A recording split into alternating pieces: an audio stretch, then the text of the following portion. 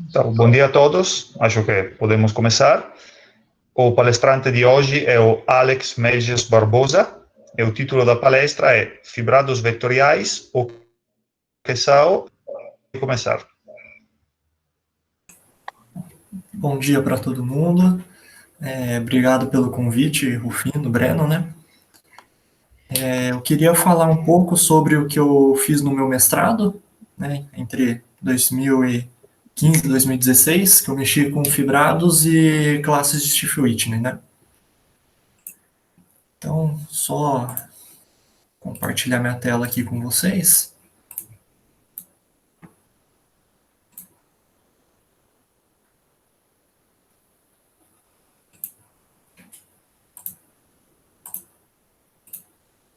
Se alguém não conseguir ver alguma coisa, ou não estiver ouvindo direito, se puder falar, por favor. Bom, como o Rufino falou, né, falar sobre fibrados, vou dar uma breve ideia, uma breve noção do que eles são, como que a gente define, e mostrar algumas aplicações deles. Algumas delas eu fiz na minha dissertação, outras eu peguei à parte, né, para falar. Então, bom, o próprio título sugere, né, eu dividi a palestra em duas sessões, falar o que eles são e como que a gente usa eles. E vamos começar, né, falando da definição, né? Considerando, para falar de fibrados, a gente tem falar de fibrado vetorial é uma forma, a grosso modo, da gente falar de álgebra linear em espaços topológicos, mas não no sentido geral, mas local. Como que eu conseguiria dividir um espaço topológico em pedaços, em faixas, né? E falar de álgebra linear em cada uma dessas faixas. E a gente faz dessa maneira aqui. Eu considero espaços topológicos, E e B, uma sobrejeção entre eles, e a gente chama a terna, né, de EPB. A gente chama essa terna de fibrado vetorial real, ou como eu denoto, né, RN fibrado vetorial, para simplificar, tem que satisfazer três propriedades. A primeira, se eu olhar para a pré-imagem de cada ponto, essa pré-imagem ela tem que admitir uma estrutura de espaço vetorial. E é dessa forma, né, que eu secciono meu espaço E com conjuntos que têm uma estrutura linear nele, né? E eu peço mais algumas coisas. O que a gente chama de trivialidade local. O que significa isso daqui? Significa uma cobertura aberta de B, de modo que, para cada aberto dessa cobertura, eu consiga um homeomorfismo entre a pré-imagem desse aberto e eu olho essa pré-imagem como sendo um cartesiano, dele mesmo com Rn. Consigo uma cópia desse aberto no meu espaço E, de forma a que, se eu olhar para ele cartesiano Rn, ele me dá a pré-imagem. Vai ter um desenho daqui a pouco, vai ajudar a entender um pouquinho, né? E esse homeomorfismo, ele tem que comutar com esse diagrama. Por quê? Essa pré-imagem do aberto, ela tem que ser homeomorfa esse cartesiano, e comutando com esse diagrama, significa o quê? Que localmente, essa aplicação sobrejetiva, ela funciona como aplicação na primeira coordenada, aplicação no primeiro fator. E mais, quando eu peço a comutatividade desse diagrama, né, significa o quê? Para cada B que eu fixar no aberto, se eu olhar para a pré-imagem dele por aqui, vai me dar o B cartesiano Rn. Ele vai ser levado na pré-imagem por essa aplicação, na π-1 de B. E com isso, eu consigo a próxima propriedade, que é a seguinte: sempre que eu olhar para essa restrição, eu tenho um isomorfismo vetorial. Da primeira condição, eu já peço que a pré-imagem de um ponto ela seja um espaço vetorial.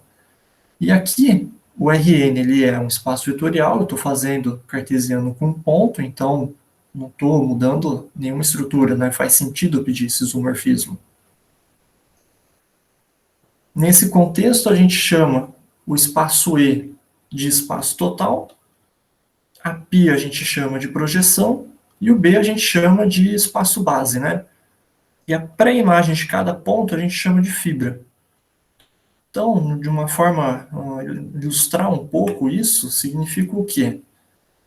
Eu tenho um espaço E, um espaço grande aqui, eu projeto ele no B, de forma que seja uma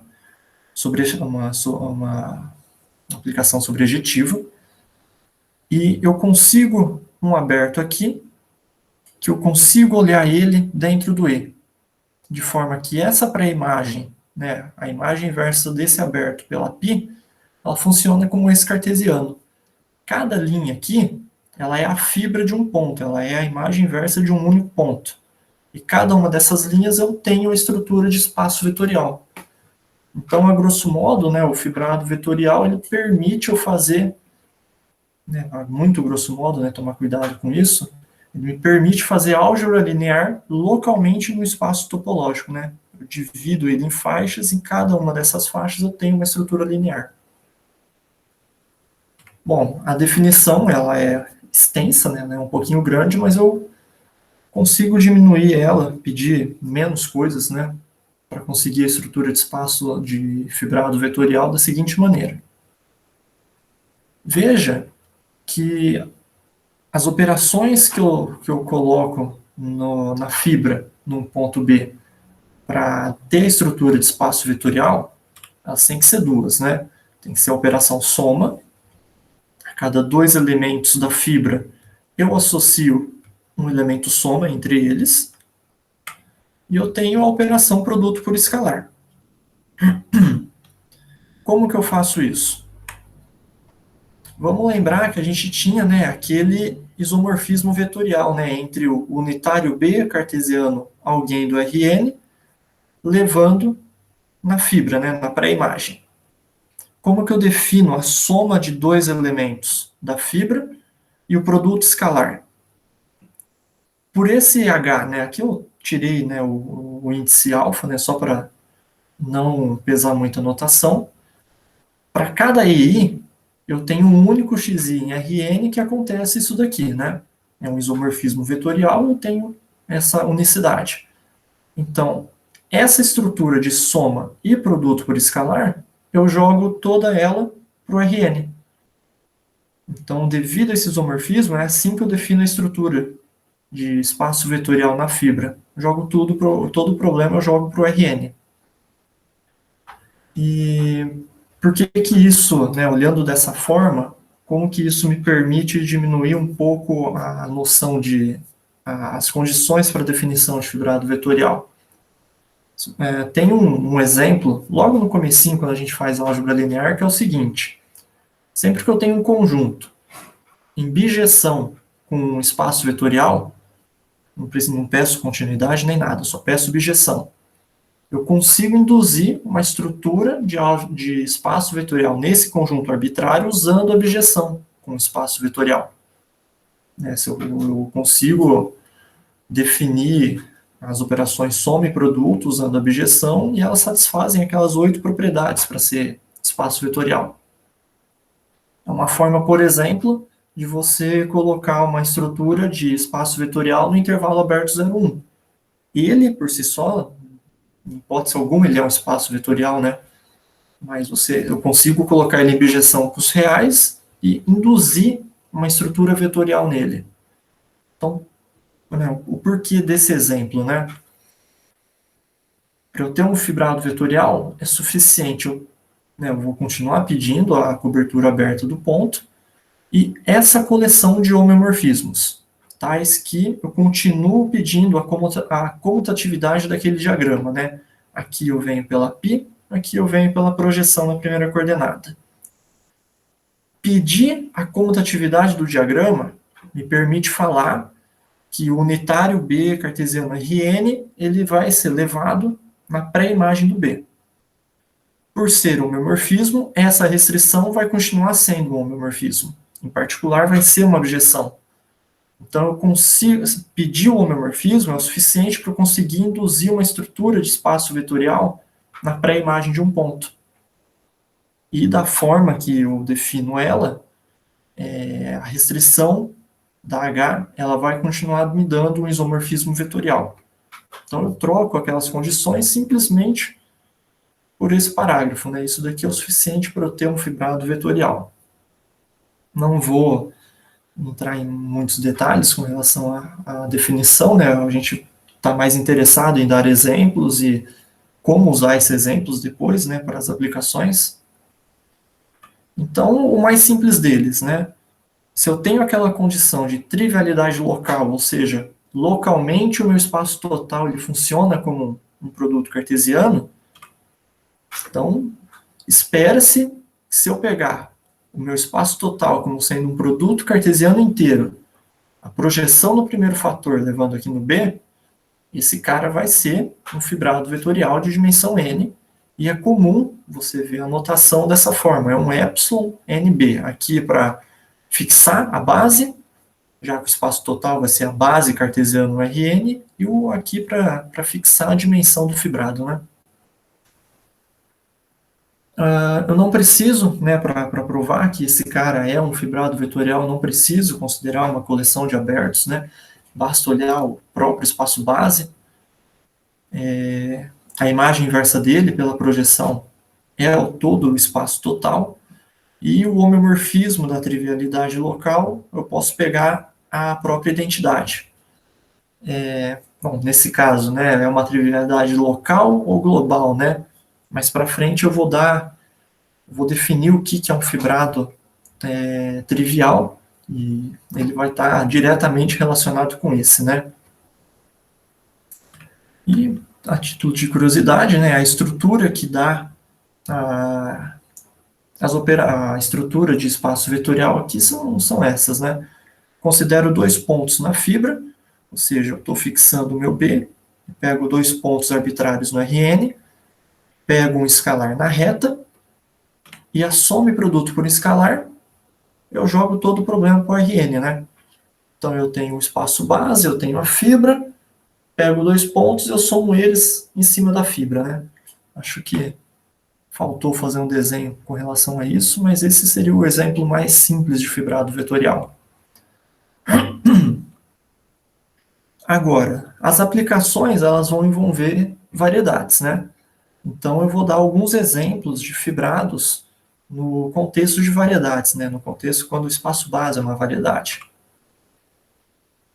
O primeiro deles eu considero uma variedade suave M, aqui só para fixar, né? Quando a gente fala de fibrado vetorial, a gente sempre vai estar falando de variedade suave, né? Quando for falar de variedade. Então eu considero uma variedade suave M. Eu defino esse espaço aqui, T de M, como sendo a união disjunta de todos os espaços tangentes. Quando a gente fala união disjunta, a gente está considerando, então, o espaço tangente cartesiano, o ponto no qual ele é tangente. A título de curiosidade, se aqui é uma variedade suave, então esse conjunto também tem a estrutura de uma variedade suave, cuja dimensão é o dobro da dimensão dessa daqui. Bom, se eu considero esse espaço Tm, essa terna, né, o T de M, projeção no primeiro fator, ou seja, estou projetando no meu M. Essa terna, que a gente denota por tal de M, ela tem uma estrutura de fibrado vetorial, cuja fibra, né, se eu pegar a imagem inversa de um ponto, ela vai ser quem? O próprio ponto cartesiano, o espaço tangente da variedade nesse ponto. Então, a fibra é um espaço vetorial de dimensão M. Então, esse fibrado vetorial aqui ele vai ser de dimensão igual da dimensão da variedade. E a gente chama esse fibrado vetorial de fibrado vetorial tangente da variedade. Se eu falo de tangência, né, faz sentido eu pensar, então deve ter alguma noção de normalidade, né, de complemento ortogonal, alguma coisa do tipo, né? E tem. Para isso, vamos só recordar o que significa uma imersão entre variedades. Uma imersão é quando eu pego a diferencial dela em todo ponto e a diferencial no contexto aqui de variedades, ela vai do espaço tangente no espaço tangente, e é uma imersão quando essa diferencial ela é uma transformação linear injetiva para todo ponto. Então, ser uma transformação linear injetiva significa que eu posso olhar esse espaço vetorial, né, esse espaço tangente, como sendo um subespaço linear daqui. E dessa forma me permite definir o próprio exemplo, o próximo exemplo, perdão. Quando eu tenho uma imersão entre variedades, aqui, né, só voltando na definição, pedir que a diferencial seja injetiva, então eu já estou afirmando que a dimensão da variedade do contradomínio tem que ser maior ou igual que a dimensão da variedade do domínio. Só para fixar isso, né? Então, para o próximo exemplo. Quando eu considero uma imersão de n para m, eu defino esse espaço E, que está relacionado à imersão, da seguinte maneira. São os pontos da variedade e os vetores do espaço tangente da variedade maior, que satisfazem o seguinte: esse vetor ele tem que estar no complemento ortogonal dessa imagem aqui dentro. Né, dessa forma, né, como é uma imersão, aqui é um espaço, esse espaço tangente é um espaço vetorial. Olhar para a imagem dele pela diferencial significa que esse cara todo é um subespaço vetorial daqui, então faz sentido eu falar de complemento ortogonal. Então, se eu denotar essa terna aqui, né, por ni de i, ele vai ser um fibrado vetorial, e a fibra é quem? A fibra vai ser todo o complemento ortogonal desse espaço aqui dentro.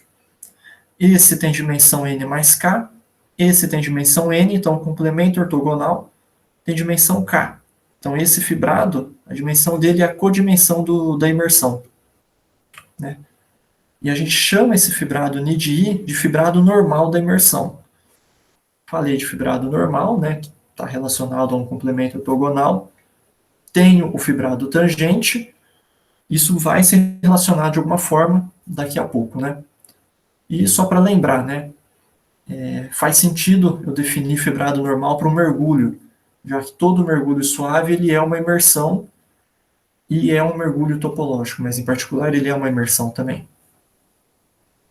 E eu vou querer falar só de mais um exemplo de fibrado vetorial no contexto de variedades, que é o seguinte.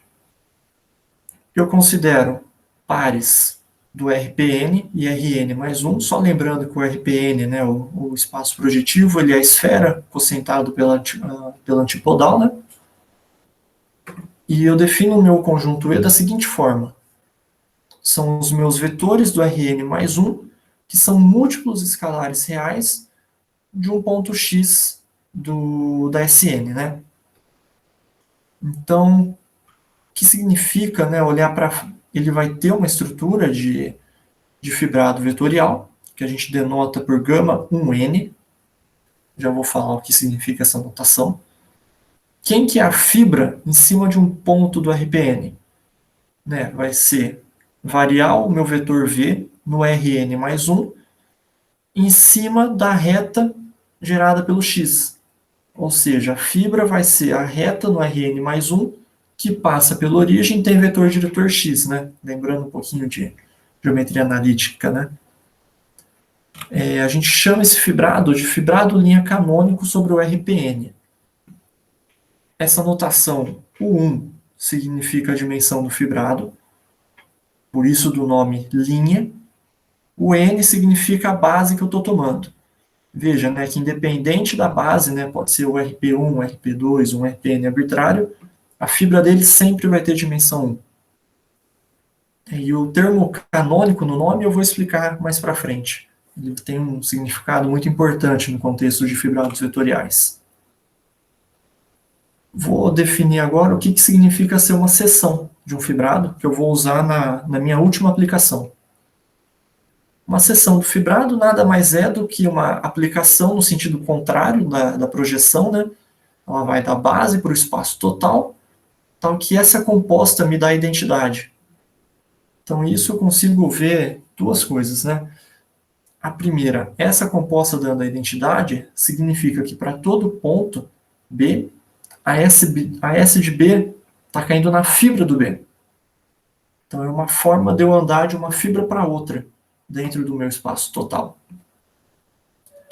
E a outra coisa, né, quando eu tenho uma composição dando uma identidade, em particular, a minha função aqui da direita, ela é injetiva. Ou seja, eu posso olhar essa S como sendo um mergulho. No próximo slide eu vou fazer só um desenho, né, para explicar, mas é uma forma de eu olhar o meu espaço base inteiro dentro do espaço total. A gente chama, né, a seção de seção não nula se todo ponto for o vetor não nulo da fibra. Faz sentido, né? Se para cada ponto o S de B está caindo na fibra, e a fibra é um espaço vetorial, faz sentido eu pedir que não seja o vetor nulo.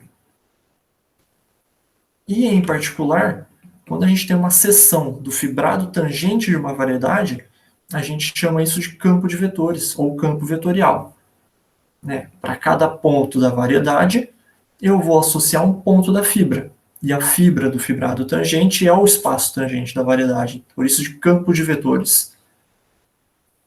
Campo de vetores tangentes da variedade, né? Aqui só uma ilustração do que é uma seção, né? É uma forma de olhar o espaço base dentro do espaço total, né? Por ser um mergulho, né? Então, o meu espaço, ele é homeomorfo à sua imagem.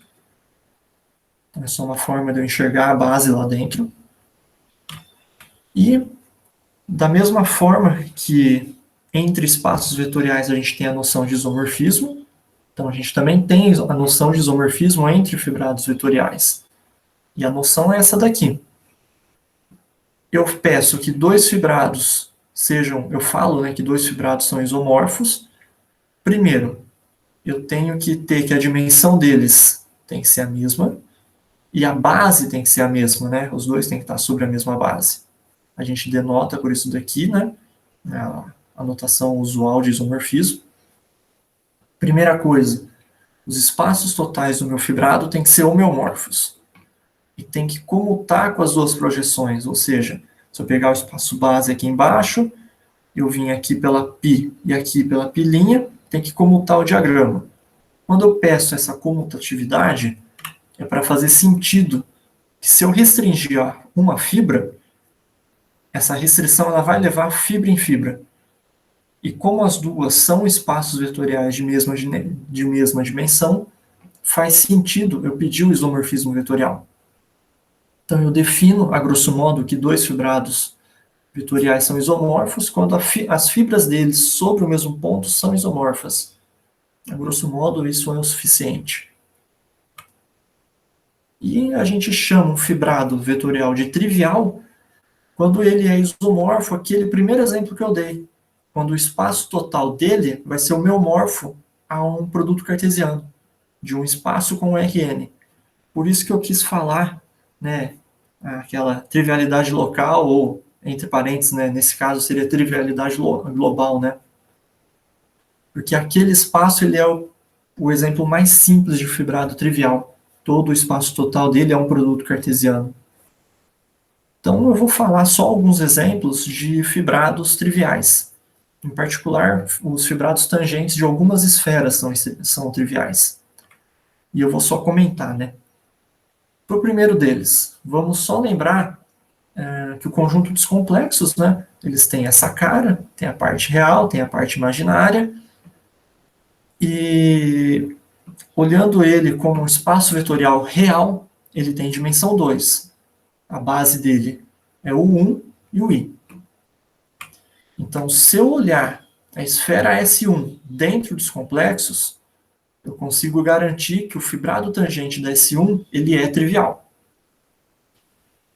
Eu preciso de alguma propriedade dos complexos para isso, que eu vou falar daqui a pouco. A gente sabe que tem algo um pouco mais geral do que os complexos, e não é todo mundo que vê na graduação ou no mestrado, né, mas pelo menos ouve falar, que é a noção do conjunto dos quaternos, né, ou quaterniões. Eu acho isso um pouco estranho, mas a gente denota pela letra H, né, foi o Hamilton, né, aquele matemático irlandês, se eu não me engano. Ele não definiu os complexos, mas foi ele que deu a cara, né, a estrutura dos complexos que a gente trabalha até hoje, e ele tentou generalizar isso para o R3, né, ter uma noção de produto entre ternas. E ele não conseguiu, teve alguns problemas, que para quem já estudou sabe quais são, né? E então ele foi para o R4 e conseguiu definir um produto em R4, né? Entre quatruplas. E ele define dessa forma, né? São os conjuntos parte real. Agora eu tenho 3 partes imaginárias. Cada uma delas mantém aquela propriedade dos complexos, né? Cada uma delas ao quadrado dá menos 1. Só que agora eu preciso definir um produto entre as partes imaginárias, né? Para ficar bem definido um produto como um todo. Informalmente a gente vê dessa forma, né? A gente faz, né? Mantendo o sentido da seta, o produto é positivo, indo no sentido contrário da seta, o produto é negativo. Só que agora, né, os quaternos, o produto já não é mais comutativo, né? O Hamilton teve que abandonar essa lei da comutatividade. E olhando os quaternos como espaço vetorial real, ele tem dimensão 4, né? Ele é gerado pelo 1 e por cada um dos imaginários puros. Então, isso me permite olhar para a esfera S3 dentro dos quaternos. E eu preciso olhar ela dentro dos quaternos para garantir que o fibrado tangente da S3 ele é trivial. Então, veja, né? Eu fui dos complexos para os quaternos, abandonei a comutatividade do produto. Então, a propriedade que eu preciso para garantir essa trivialidade não é, obviamente, a comutatividade do produto, né? Vai ser alguma outra. E eu tenho como generalizar ainda mais os quaternos, que são os números de Cayley, também chamados de octoniões. O matemático Arthur Cayley, ele generalizou os quaternos, levou o problema para R8, né? Tem uma parte real, 7 partes imaginárias, né? Aqui são os números imaginários, que a gente denota por E1 até E7. Eles mantêm a propriedade de que cada um deles ao quadrado dá menos 1. E a forma que eu posso definir o produto entre esses números é o diagrama de Fano, né? Aqui, veja, né, eu tenho uma cópia dos quaternos aqui dentro, né? O E1, o E2, o E3.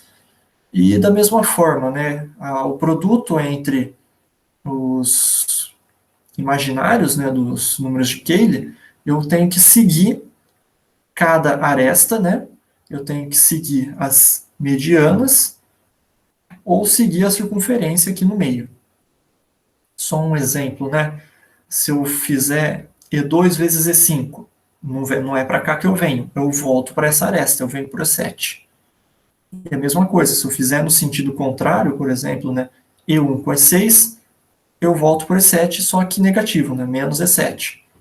Então eu tenho que seguir o sentido das setas aqui. Isso me dá uma noção de produto em R8. E como eu tenho uma cópia dos quaternos aqui dentro, esse produto obviamente não é comutativo, e mais, ele não é nem associativo, né? Se vocês quiserem fazer depois, pegar a associatividade, né? Se eu fizer E7 e E2 e depois E4, vai me dar menos E1. Agora, se eu fizer E2, E4 e depois E7, vai me dar mais E1. Então, um vai dar menos, outro vai dar mais, nem associativo é esse produto. Novamente, né, se eu olhar os octoniões, né, os números de Cayley, como espaço vetorial real, ele tem dimensão 8, eu tenho o 1 como gerador, e cada um dos seus imaginários. Posso olhar, então, a esfera S7 dentro dos números de Cayley, e olhando dessa forma, eu consigo garantir que o fibrado tangente da S7 é trivial. Todas essas contas estão feitas na minha dissertação, né, que eu vou fazer referência depois. Por mais que pode passar a impressão que assuste, mas são contas simples de se fazer. E eu preciso ter alguma propriedade em comum, né, entre os complexos, quaternos e os números de Cayley, para eu poder usar essa propriedade, né, para provar que cada um desses fibrados é trivial. E é o seguinte: todos os produtos que eu defino no R2, no R4, no R8, são operações bilineares e, o mais importante, não tem divisor do zero. É essa propriedade que eu uso para construir, né, aquele homeomorfismo da trivialidade local, da trivialidade global, desculpa. Eles não têm divisor do zero, é isso que eu preciso. Agora, eu preciso dar um exemplo de um fibrado que não é trivial, né, senão ficaria um pouco chato, né? Eu vou pegar, em particular, o fibrado linha canônico sobre o RP1. Vamos lembrar quem que é o espaço total dele, né? Se é sobre o RP1, então são classes do RP1, cartesiano vetores do R2, tal que esse vetor é um múltiplo real do ponto X, né? A gente pode reescrever esse conjunto da seguinte forma: o ponto X barra, ele está lembrando, né, que o RP1 ele é homeomorfo a S1, então eu posso escrever ele dessa forma. O V a gente sabe que tem que ser um múltiplo do X, então eu posso escrever ele dessa forma, né, um múltiplo real. Não sei por que eu troquei lambda por T, mas isso não influencia nada. Bom, o T tem que variar nos reais. E aqui, como eu estou tomando classe de equivalência para cair no RP1, veja que basta tomar o θ de 0 a π. Basta eu variar o meu ângulo de 0 a π para obter o arco de cima da SU. Como essas duas pontas são identificadas, então eu reobtenho a S1, né? Quem está mandando no conjunto E? É o T e o θ. Então eu posso reescrever, né, a menos de um homeomorfismo, esse conjunto E dessa forma. Ele é um intervalo fechado 0π, cartesiano com os reais, tendo essa relação de equivalência. Vamos só para enxergar, né, se eu colocar o T igual a 1 e o θ 0. Então aqui eu obtenho cosseno seno de 0, que é o ponto 1, 0. Ele é o polo leste, né, da minha circunferência. Se eu pegar o θ igual a π, vai me dar o ponto menos 1, 0, que seria o polo oeste da circunferência. Para os dois estarem identificados, eu tenho que colocar esse menos 1 aqui multiplicando, né? Então, isso aqui me dá uma faixa de Möbius aberta. Aberta no seguinte sentido, né? A faixa de Möbius é uma superfície compacta e tem bordo, que é S1. Então eu tiro o bordo dela.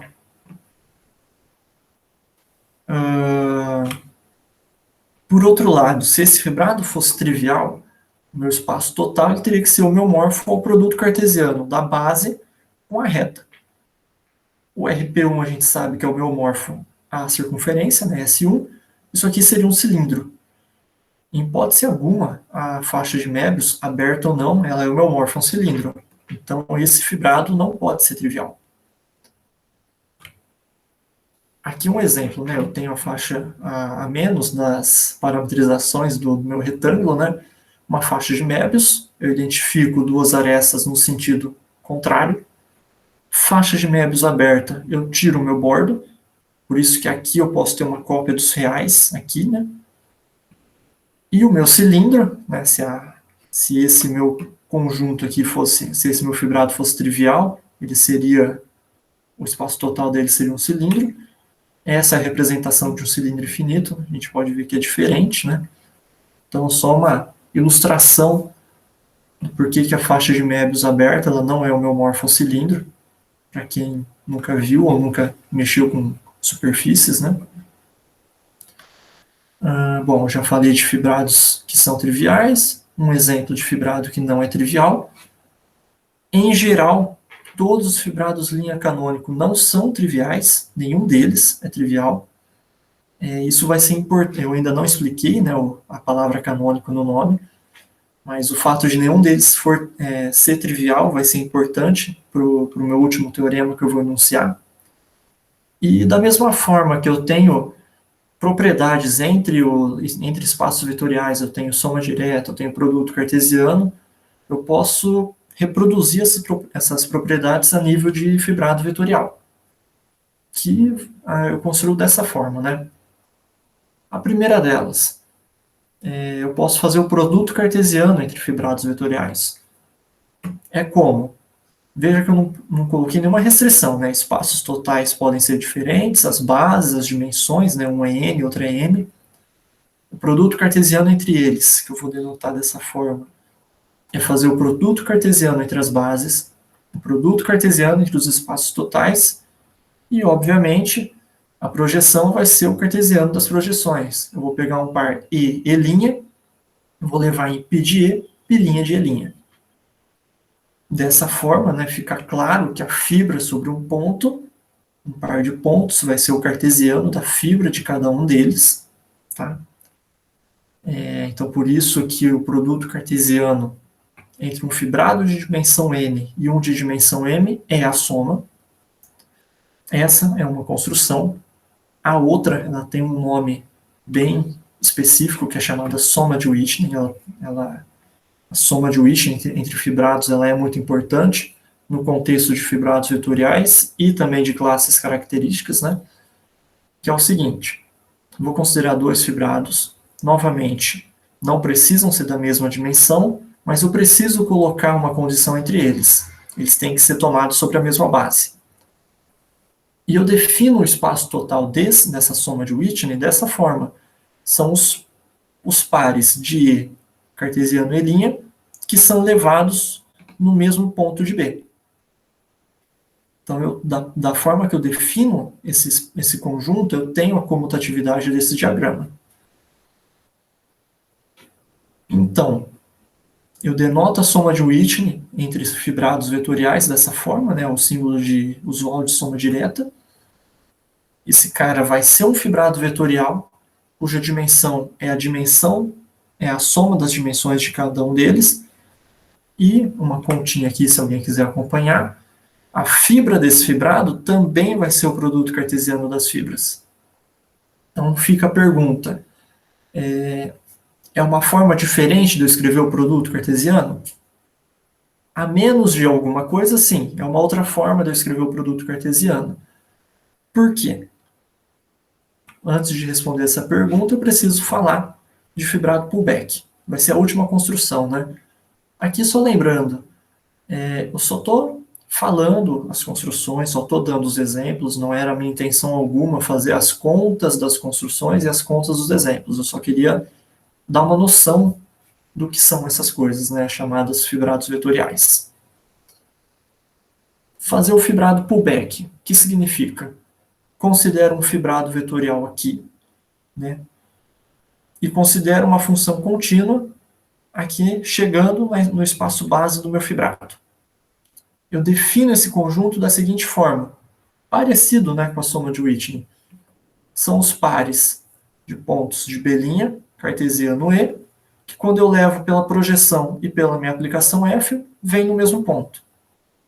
Da própria definição, né, então esse diagrama comuta.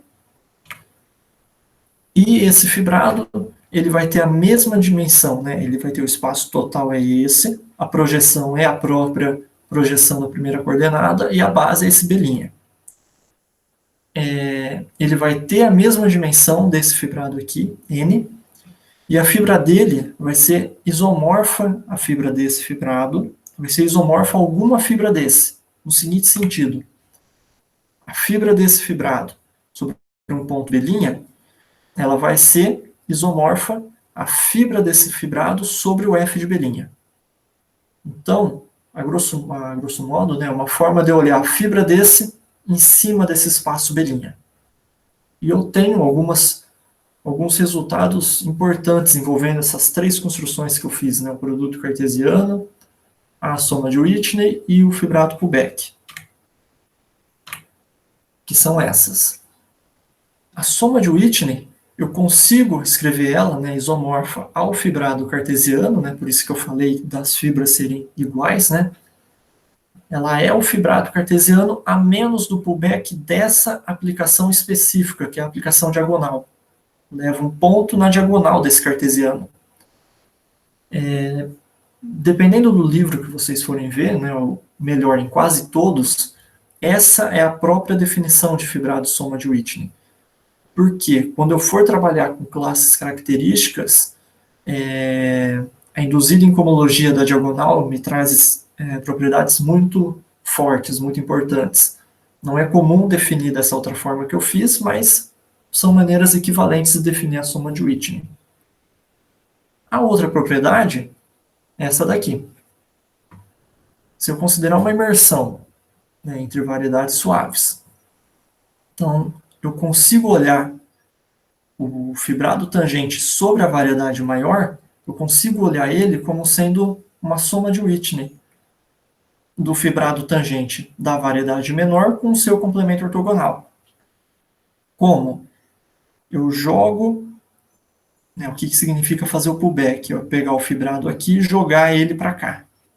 Da seguinte forma, só um exemplo. Considero o mergulho da S1, eu jogo a S1 no equador aqui da S2, certo? Que significa fazer o pullback do fibrado tangente da S2. É eu considerar o espaço tangente da S2 num ponto da S1. Eu poderia olhar em qualquer ponto da S2, mas eu estou olhando em específico num ponto do equador. Eu quebro esse espaço tangente como sendo o espaço tangente da S1 cartesiano como complemento ortogonal. Então é isso que significa esse teorema aqui. Eu consigo olhar o espaço tangente dessa como sendo o espaço tangente da menor, soma de Whitney com um complemento ortogonal que é o fibrado normal. Isso aqui foi só uma ilustração bem simples para entender como que funciona isso nas fibras, né? E o último teorema que eu queria falar no contexto teórico de fibrados é esse, né? Uma versão muito, muito fraca da classificação de fibrados. Se eu considerar um fibrado vetorial de dimensão 1 e uma base compacta, então vai existir uma função contínua dessa base em algum RPN, né? De modo que esse fibrado ele é isomorfo ao pullback desse fibrado linha canônico. Por isso a palavra de canônico, né? Ele classifica todos os fibrados de dimensão 1. Por isso que eu quis falar que nenhum deles é trivial. Né? Fazendo uma comparação, quando eu falo de base de espaço vetorial, eu nunca considero o vetor nulo como sendo o vetor da base, porque ele não vai influenciar em nada. Então, por isso que é importante que nenhum deles seja trivial, porque senão, um resultado que eu não falei, né, pullback de trivial é trivial. Então, só por isso. Versão muito, muito fraca é porque eu consigo generalizar isso para fibrados cuja base não precisa ser necessariamente compacta, mas tem que ser para compacto, e eu posso tomar em dimensão arbitrária. Mas aí são fibrados mais gerais que esse, vai envolver variedade grassmanniana, vai envolver grassmanniana infinita, então não vem nesse contexto de eu falar isso, mas eu posso generalizar isso muito mais. E agora vamos falar de algumas aplicações de fibrados vetoriais, né? Só que eu só queria, né, para entender melhor essas aplicações, elas vão envolver comologia. Vou simplesmente falar o que são comologias, de forma assim muito básica. Então, para quem já sabe, tenha só um pouquinho de paciência, né? Para cada variedade suave M, eu posso associar a módulos de comologia de singular, dimensão 0, 1, até a dimensão da variedade. O que são comologia singular? Não vou explicar, basta saber que cada um deles são espaços vetoriais sobre Z2. Só basta eu saber isso. Se eu denotar esse conjunto como sendo soma de elementos, em que cada um deles está em um desses espaços vetoriais, eu consigo munir esse conjunto de uma estrutura de anel, que é o que a gente chama de anel de cohomologia. Eu tenho, então, que ter uma operação soma e uma operação produto, para chamar isso aqui de anel. Que elas vão ser dadas da seguinte maneira, né? A operação soma, eu faço soma, entre aspas, né, coordenada a coordenada, já que cada um deles é espaço vetorial, fica bem definido, né, a soma dentro dele. E a gente tem algo em cohomologia chamado produto cup, que ele associa dois elementos de cohomologia não necessariamente de mesma dimensão, e um elemento de cohomologia de dimensão a soma de cada um deles. E eu faço o produto cup dessa soma usando essa formulinha. Não vou fazer contas envolvendo ela, eu coloquei por curiosidade, para falar que são essas duas operações que dão a estrutura de anel para aquele conjunto. Como todo anel, a gente fica curioso para saber também quem são as unidades, né?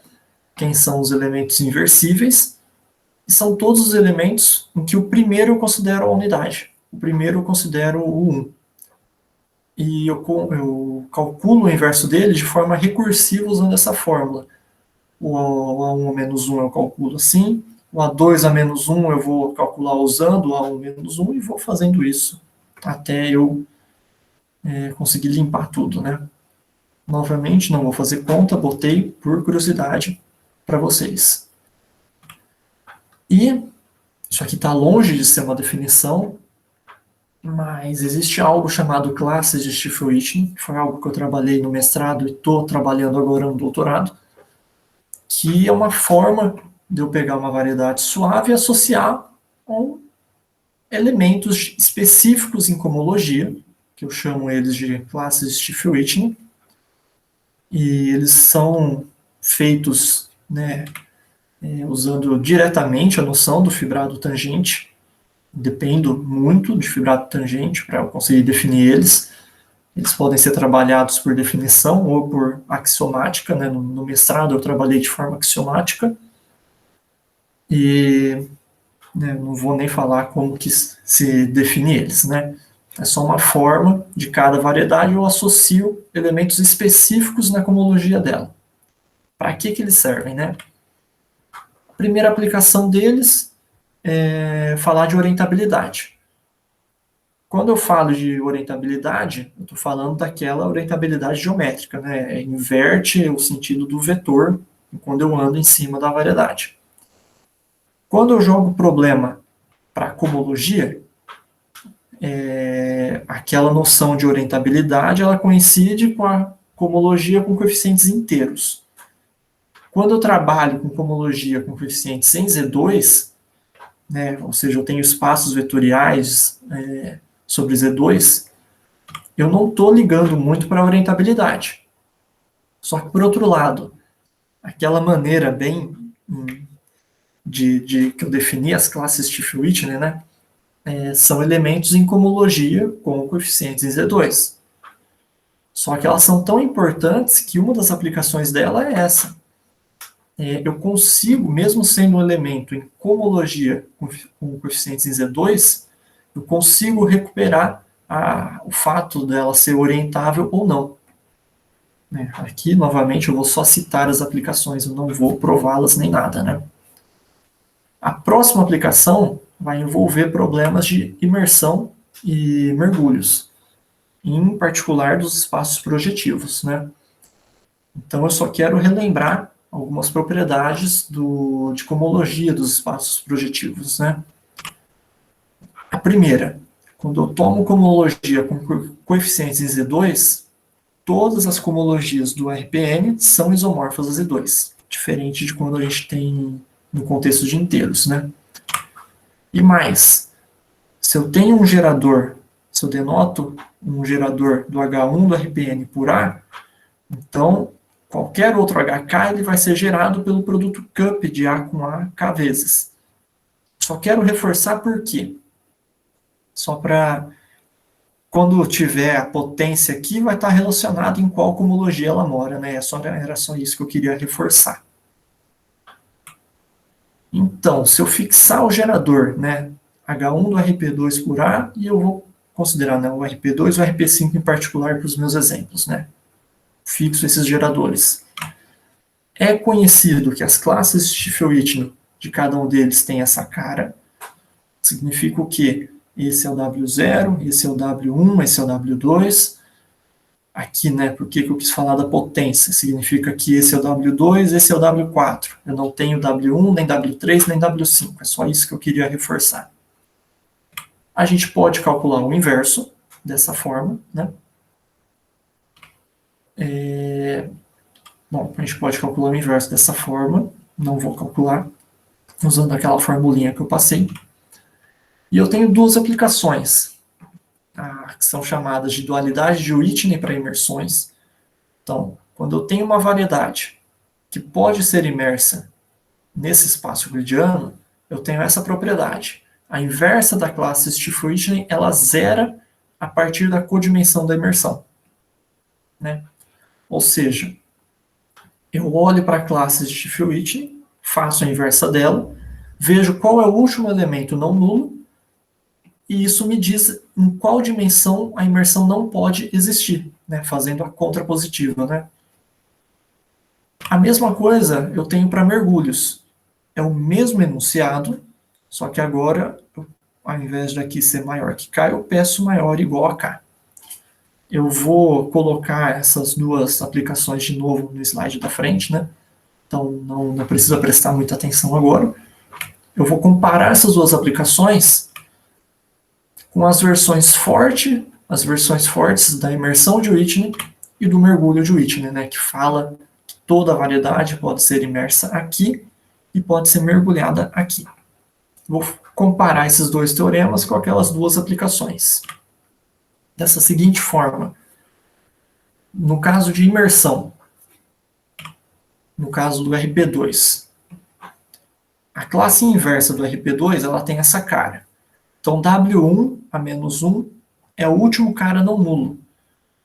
Então, se RP2 emerge em R2 mais K, como é no nível 1 o último não nulo, então esse K tem que ser pelo menos 1, olhando para essa dualidade. Por outro lado, o RP2, pela imersão forte de Whitney, ela emerge no R3. Então, R3 é o menor espaço euclidiano que o RP2 emerge. Aqui eu só quero chamar a atenção que as classes Stifel-Whitney, elas podem dar um limitante inferior até onde não pode existir uma imersão ou um mergulho. E esse teorema fala que a partir daqui pode. Então você tem esse comparativo, né, entre os dois. Da mesma coisa para o RP5, né? Se o RP5 emerge aqui, e eu sei que a classe Stifel-Whitney inversa dele tem essa cara, então aqui significa que é o W2, então por isso que emergem pelo menos K maior ou igual que 2. Usando a imersão de Whitney, o R5 ele emerge em R9, então se eu quiser saber qual o menor espaço euclidiano que o RP5 emerge, só preciso verificar se ele emerge aqui ou aqui.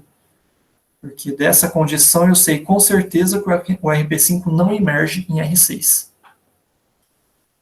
E eu tenho o mesmo exemplo aqui para mergulhos, né?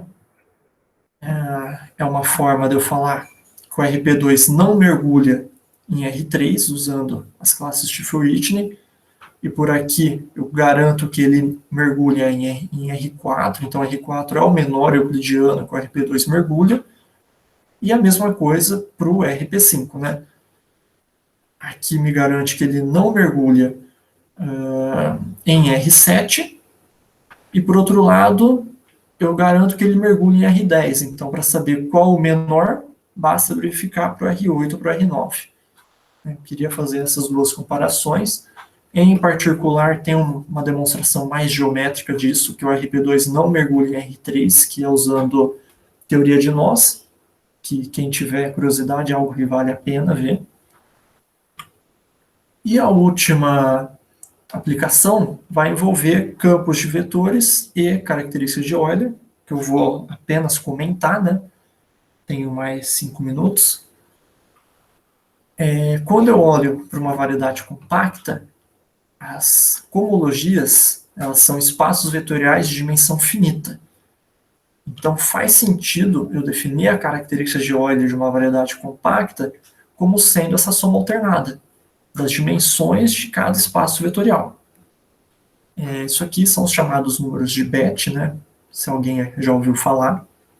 É uma forma de você generalizar, a forma de você contar vértices, arestas, faces, né? Então, por exemplo, olhando para as cohomologias das esferas, a gente consegue garantir que toda esfera par, a característica de Euler dela é 2, e para toda esfera ímpar, a característica de Euler dela é 0. Então, a gente tem um teorema muito importante, né, muito significativo. Aqui eu só estou enunciando o corolário dele, mas ele é muito mais do que isso, que fala que uma variedade compacta admite um campo vetorial não nulo, ou seja, admite uma seção não nula do seu fibrado tangente, se e só se a característica de Euler é 0. O Poincaré, ele demonstrou isso para a dimensão 2, para superfícies, e o Hopf foi lá e generalizou.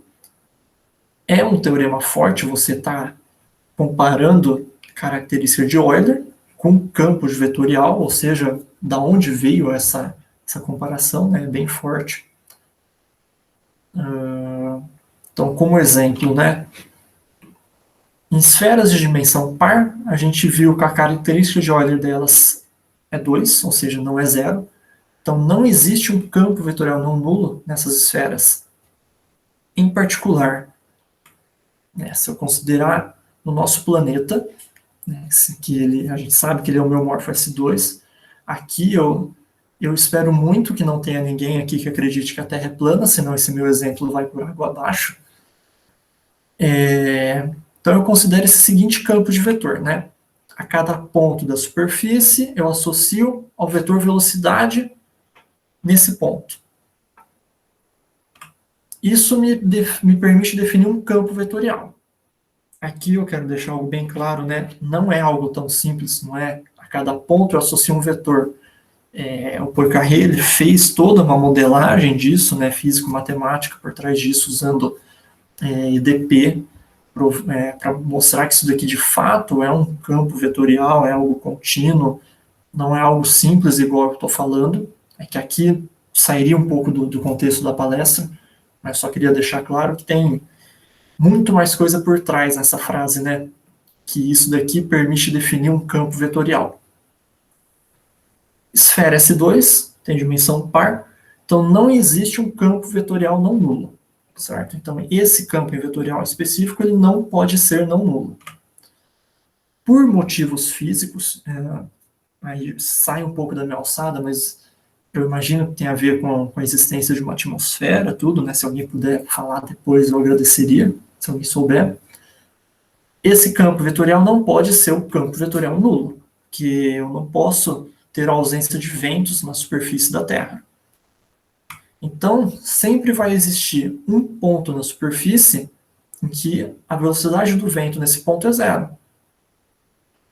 Já que, né, esse campo vetorial ele não pode ser não nulo, mas ele também não pode ser o nulo.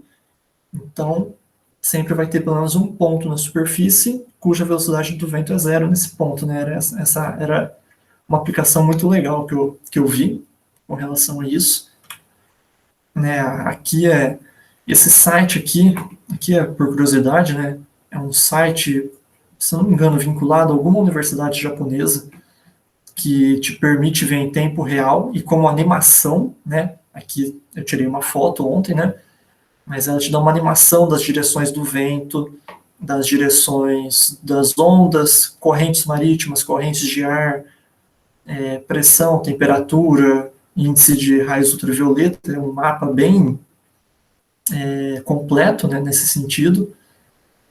E eu quis colocar ele aqui, eu peguei a direção dos ventos, né, na superfície terrestre, um pouco mais alto, não me lembro que altura, e um pouco mais alto, né? Você vê que conforme você vai aumentando a altura com relação ao nível do mar, os ventos vão ficando mais fortes, e fica claro onde você tem singularidades do teu campo vetorial, né?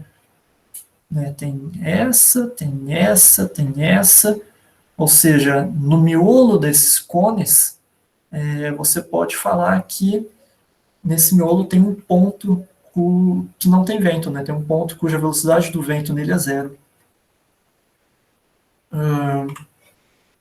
Aqui, para quem quiser olhar com um pouco mais de detalhes, tem a minha dissertação, ela está de quando eu fiz na Unesp, ela está no repositório de lá, em que eu faço tudo com um pouco mais de detalhes.